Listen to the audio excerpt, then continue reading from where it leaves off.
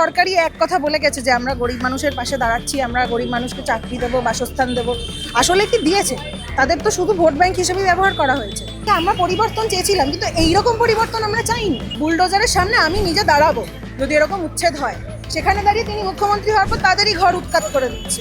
অগ্নিমিত্রা পল যিনি হচ্ছে ক্যামেরার সামনে বললেন যে মহিলারা হচ্ছে যখন ইচ্ছে বেরোতে পারবেন, যা খুশি পরে বেরোতে পারবেন, তাদের নিরাপত্তার গ্যারান্টি উনি নিচ্ছেন, উনি এই ঘটনাগুলো নিয়ে একটা মন্তব্য পর্যন্ত করেন। হাই, আমি একটা বই পোকা। ছোটবেলা থেকেই মা বলতো পরীক্ষার আগে বইগুলো গুলে খেতে হবে। তো ব্যাপারটা আমি একটু বেশি সিরিয়াসলি নিয়ে ফেলেছিলাম। খুঁটিয়ে পড়তে গিয়ে বই খুঁটে খেয়ে ফেললাম। তাও ক্লাস 11-এর দুটো সেমিস্টারে একটাও কমন পেলাম না, কিন্তু 12-এর সেমিস্টারগুলোতে ছক্কা মেরেছি।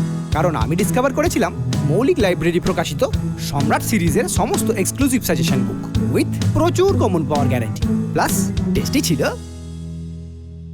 আজকে নাগরিক মিছিল ছিল হকার উচ্ছেদ নিয়ে। মূলত দিনের পর দিন হকারদেরকে উচ্ছেদ করা হচ্ছে।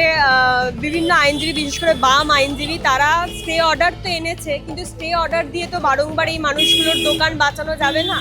একটা অংশের বিজেপি নেতা তারা বলছে যে হকাররা গরিব নয়, তারা বড় লোক, এবং তাদের প্রত্যেকের নাকি অনেকগুলো করে দোকান আছে, তাই তাদেরকে পুনর্বাসন দেওয়ার কোনো মানেই হয় না। যে কোনো সময় হকার উচ্ছেদ হলে একটা বাটি হাতে বসে পড়লেই যে পুনর্বাসন দিতে হবে, এর কোনো মানে নেই। সরকারের পক্ষের যারা শাসক দলের নেতারা এই কথা বলছে। দেখুন, বিষয়টা হচ্ছে কোর্ট থেকে স্টে অর্ডার আসছে, সেটা তো অবশ্যই একটা ভালো বিষয়, কিন্তু আজকের দিনে যখন ভোটের আগে মানুষ হয়তো ভুলে গেছে, যাই কিনা জানি না, এসআইআর বলে একটা প্রক্রিয়া হয়েছিল, সেখানে তো কোর্টের কাগজের কোনো মূল্য আশ্বাস দেখা যায়নি। কারণ কোর্ট থেকে শুরু করে সমস্ত স্তরের এই জিনিসগুলোই হচ্ছে মানে শাসক দলের মানে হাতে চলে গেছে। এখন মানে কোর্টের কাগজ আজকে বৈধ হলে কালকে অবৈধ হতেই পারে। স্টে অর্ডার আজকে মানে বলছে যে আজকে স্টে অর্ডার রয়েছে, কালকে মানে যতদিন অবধি রয়েছে তার আগের দিন গিয়ে উচ্ছেদ করে দিল, করতেই পারে। এটা মানে এখন মানে সব কিছুই জায়েজ এখন বেসিক্যালি। এবার ব্যাপারটা হচ্ছে যে আরেকটা কি প্রশ্ন করলেন বলুন।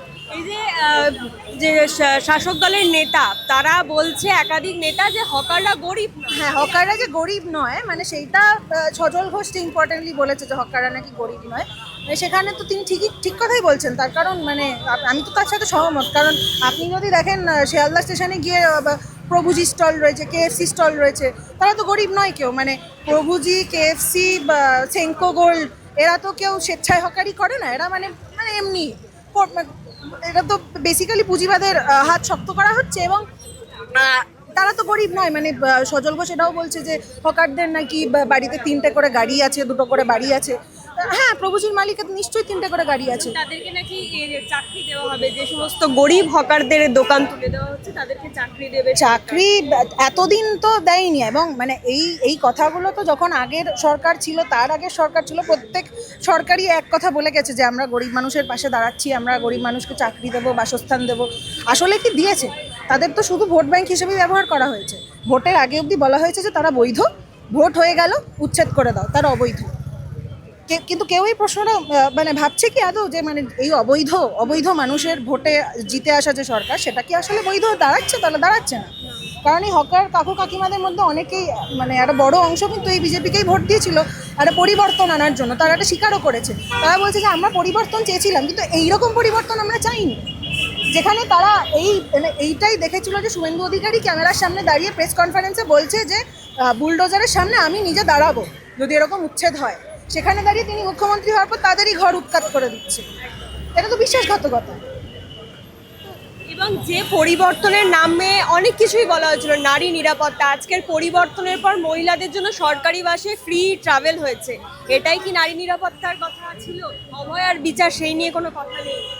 দেখুন, অভয়ার বিচার তো অবশ্যই রত্না দেবনাথ তিনি আস্তে আস্তে তিনি নানান কথা বলছেন যে অভয়ার বিচার তিনি ছিনিয়ে আনতে সক্ষম হতে পারেন বলেই তার মনে হচ্ছে। তিনি বলছেন, সরকার এখন অবধি কিছু বলছে না। এবং খুব ইম্পর্টেন্টলি বিজেপি সরকার জিতে আসার পর 3-4টে এরকম হেনস্থার ঘটনা ঘটে গেছে, এবং সরকার পক্ষ থেকে সেগুলো নিয়ে কোনো অফিসিয়াল স্টেটমেন্ট বা মানে আরজিকর আন্দোলন যখন তুঙ্গে ছিল সেই সময় যে বিজেপি মানে নেতৃত্ব যে অনেক রকম কথা বলেছিল যে তৃণমূলের আন্ডারে হচ্ছে কোনো রকমের নারী নিরাপত্তা সুরক্ষা কিচ্ছু নেই, অথচ তারা সরকারে চলে এসছে। তার 1 মাসের মধ্যেই এত কিছু ঘটে গেল।